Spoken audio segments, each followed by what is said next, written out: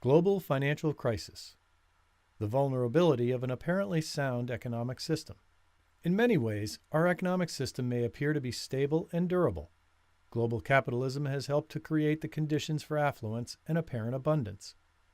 At least a part of humanity has never enjoyed such comforts and ease that has come from the consumer-driven monetary economy. We may have no idea where the products of our consumption actually come from, or where they go when we discard them.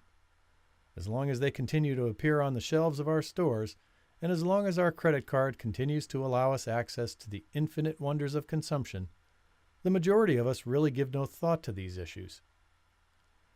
The economist Herman Daly once remarked that, quote, "The economy has gotten bigger, the ecosystem has not," unquote. Almost all threads of political thought, from socialist to capitalist to everything in between, are wedded to the idea of the growth economy.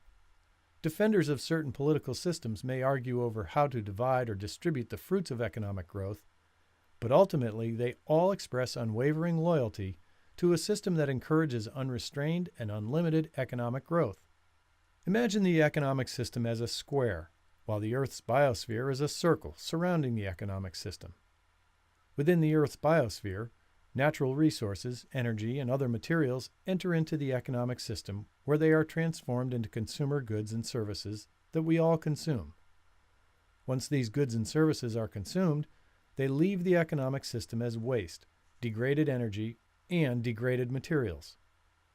The economic system is thus completely dependent on the inputs of natural resources and the ability of the natural world to assimilate the waste of the process of production and consumption.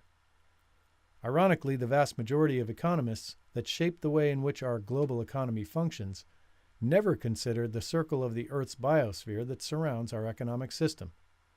The abundance of the natural world is deceiving and has led most economists to assume that the world will provide an endless mine of natural resources and a bottomless sink for the endless waste of our consumer-driven society.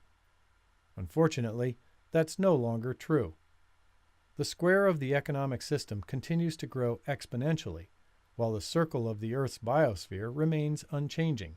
As the economic system grows, the availability of natural resources dwindles, and the ability of the natural system to absorb our waste is also diminished.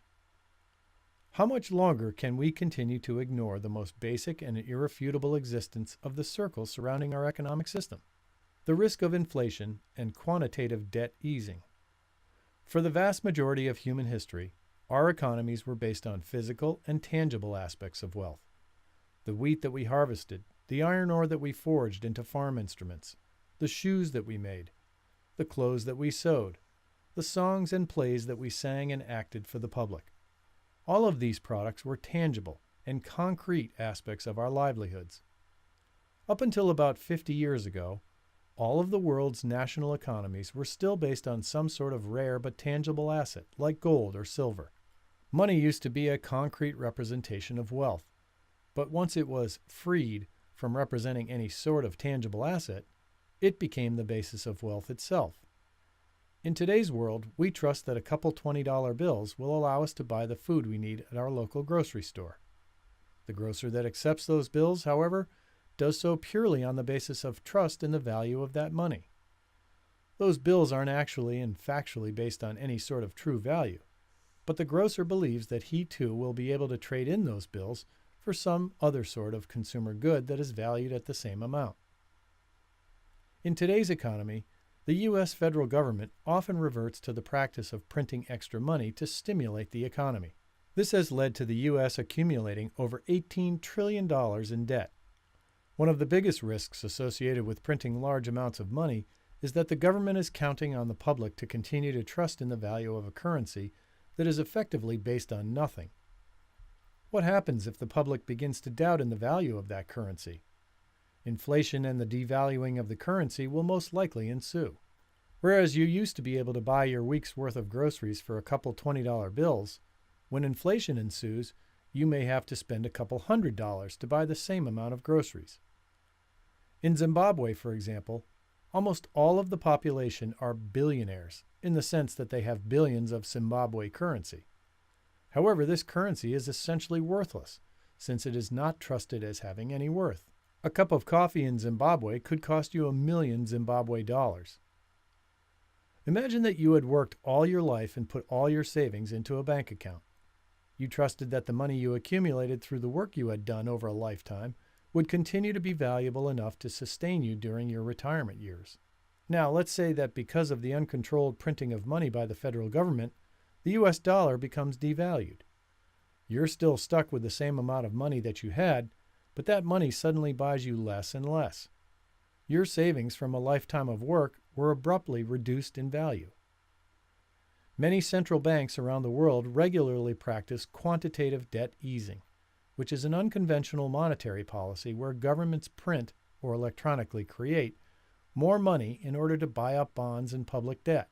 This is supposedly done with the aim of encouraging the public to borrow more money, thus reducing interest rates to boost the economy. The risk, of course, is that by creating wealth, by pumping money into the economy, inflation will inevitably occur. On top of this, banks add to the risk of inflation by also creating money out of thin air.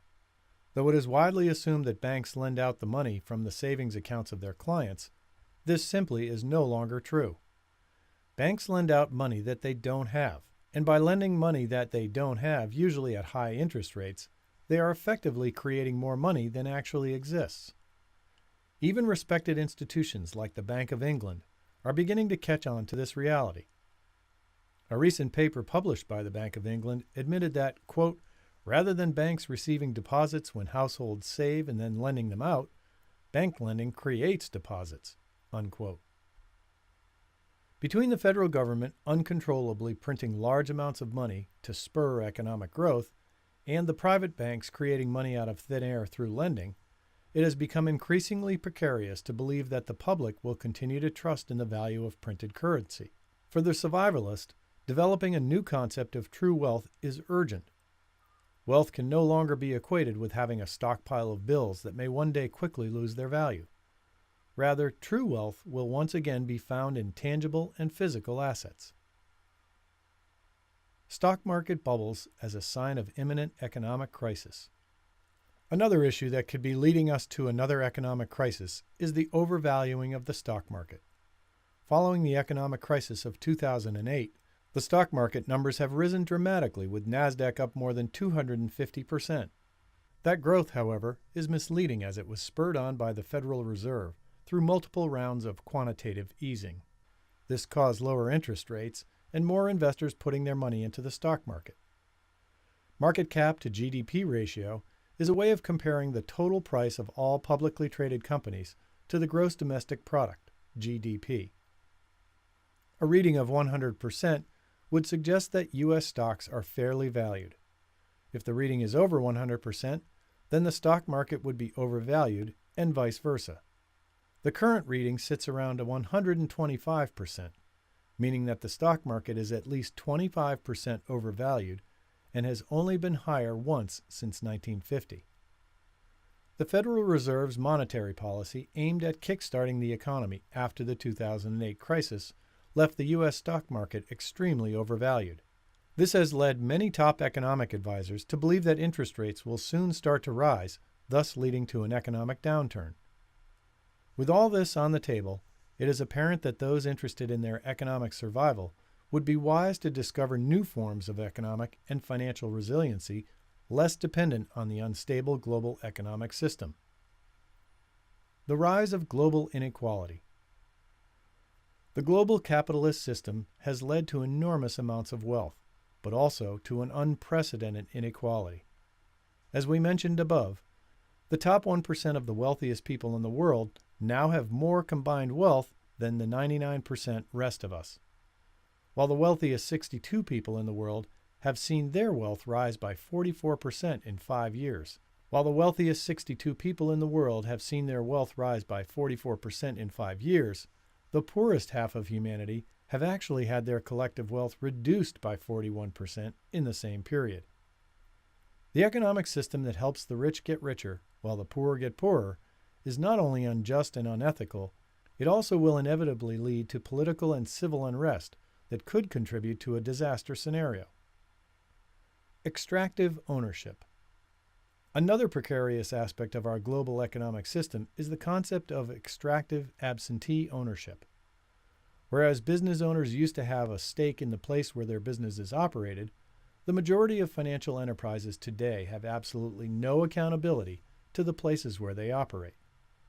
Maximizing profitability is the absolute objective of our economic system, and if that requires exploiting the environment and abusing workers, so be it. This form of ownership, largely concentrated today in multinational corporations, disadvantages local communities and small business owners. It has led to tremendous ecological stress on our planet and has contributed to global inequality and the financial crises that are imminently upon us.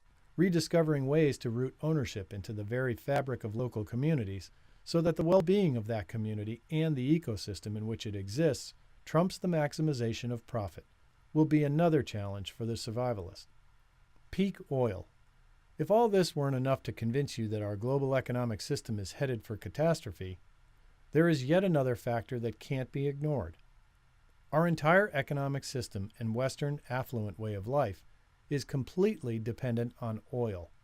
As a fossil fuel, oil has allowed us to exponentially multiply our ability to shape, manipulate, and affect the world around us. It has been estimated that the current global use of oil is equivalent to having the energy of 22 billion human slaves working around the clock.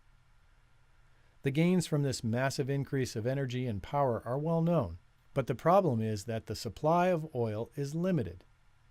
Though no one really knows how much oil is hidden underneath our feet, it is apparent that peak oil, or the maximum rate of extraction of petroleum, has either already been reached or is imminently upon us. For an economy that is completely dependent on oil for everything, from growing food to pumping water to heating and cooling our living spaces, the fact that our production of oil will begin to diminish presents a daunting challenge.